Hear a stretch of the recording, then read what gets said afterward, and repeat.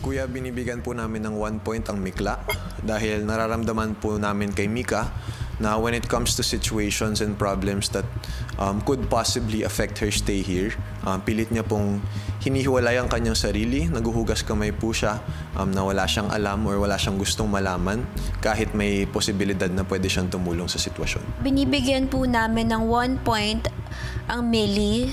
Feeling ko po si Michael, sobrang inconsistent po ng personality niya from the first few weeks up to this day, to the point na hindi ko na po alam kung nagiging showbiz siya or yun lang talaga siya bilang isang tao. Binibigyan po namin ng 1 puntos ang Rusty. Pareho pong si Ralph at Dustin may mga pagkukulang sa nakaraang weekly task namin, kuya. Naging sanhi po to sa pagkatalo namin sa weekly task. Kaya binibigyan po namin ng 1 point ang Team Winner, specifically kay Will po. Kasi feeling ho namin na he wasn't able to step up as a leader. Kami as a follower, nung nakita ho namin na natataranta na si Will, nataranta rin ho kami.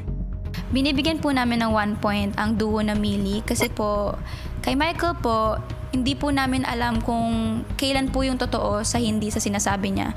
Hindi po namin alam kung kailan siya nagjo-joke sa hindi nagjo-joke. Bibigyan po namin ng 1 point ang Brins.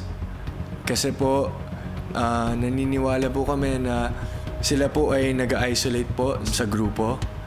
Kuya, binibigyan naman po namin ng 1 point si Rusty po, si Ralph at Dustin po. Specifically po kay Dustin kasi this weekly task po, kuya, ay mas naging apektado pa po siya sa desisyon po ng mga leaders na hindi naman po siya yung kinall out at ginawa lang naman po itong strategy na to para po sa weekly task po namin, kuya. So, medyo na-disrespect lang po niya yung mga task leaders at that time at medyo close-minded din po siya po dun, kuya. Binibigyan po namin ng 3 points ang Brins dahil po kay Vince na kakapasok niya lang po sa bahay niyo po may nabitawan na po siyang agad na mga salita na hindi po kami naging komportable mga boys. Kuya, binibigyan po namin ng 3 points si Vince. Nakukulangan pa po kami sa pagiging open niya po dito sa bahay. Binibigyan po namin ng 3 points ang Millie.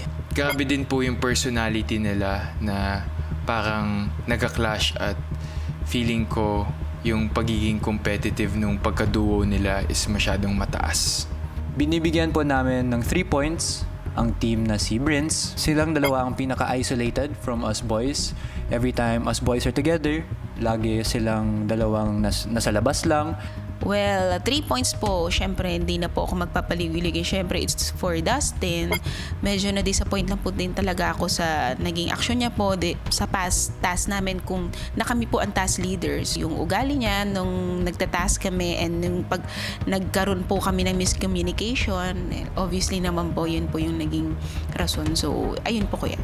Bibigyan po namin ng 3 points ang duo na si Winnier because of the lack and preparation and leadership of Will when it came to our weekly task.